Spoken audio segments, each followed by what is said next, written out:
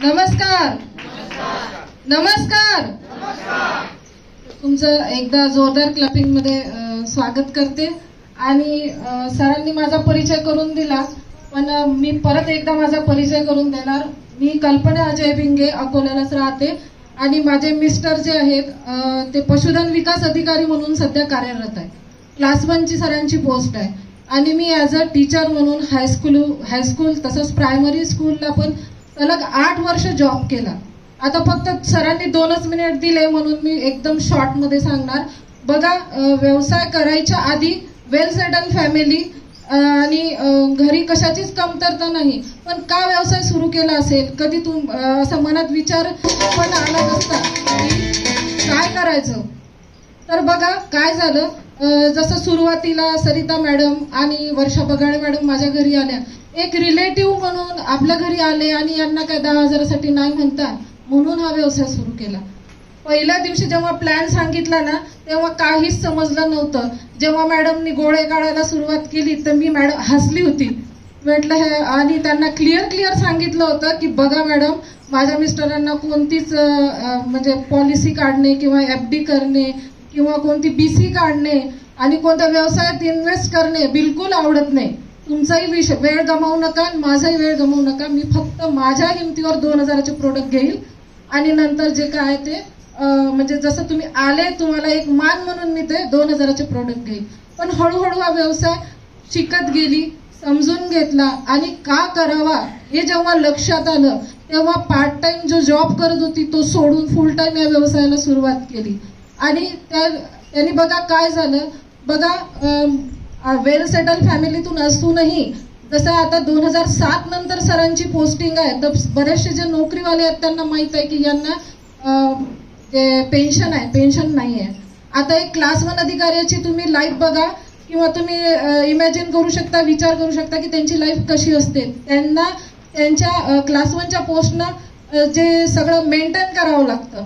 तुम्ही ते करू शकता, नाही करू शकत हा तुमचा प्रश्न, पण एक क्लास 1 अधिकारी कसा राहतो तर त्याचं एक स्टेटस असतं. पण हे स्टेटस जेव्हा सरांचं पेन्शन नाही राहणार, त्यांची रिटायरमेंट येईल, तेव्हा आम्ही ते स्टेटस मेंटेन करू शकू का? जर आज त्यांना 1.5-2 लाख रुपये पगार आहे, आमचं सगळं व्यवस्थित चालू आहे, पण जेव्हा पेन्शन नाही राहील तेव्हा काय होईल हा एक विचार मनात आला. आणि आयुष्यभर जर व्यवस्थित स्टेटस मेंटेन करायचं आहे, खूप सारे स्वप्न होते की परदेशात पण जायचं, बाहेर खूप फिरायची मला आवड आहे, तर ते पण आम्हाला पैसा असूनही आम्ही त्याच्यात वेळ देऊ शकत नव्हतो. तर याच्यात 3 मुख्य कारण होते की या व्यवसायाला मी मनापासून सुरुवात केली.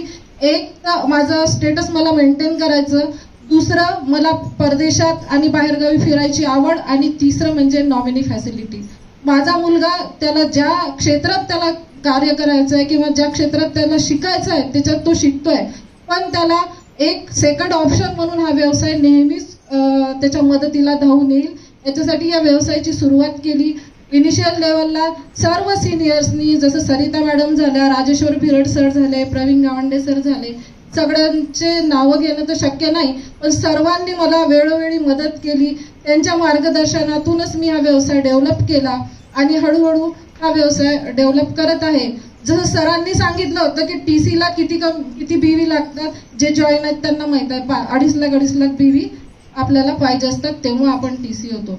बघा, माझा पहिला ID तर 2.5 लाख BV म्हणजे 5 लाखाचा व्यवसाय माझा वैयक्तिक आहेच, पण मी सेकंड ID पण आता माझा टीम कोऑर्डिनेटर झाला, म्हणजे माझा एकटीचा वैयक्तिक व्यवसाय 10 लाखाच्या जवळपास आहे.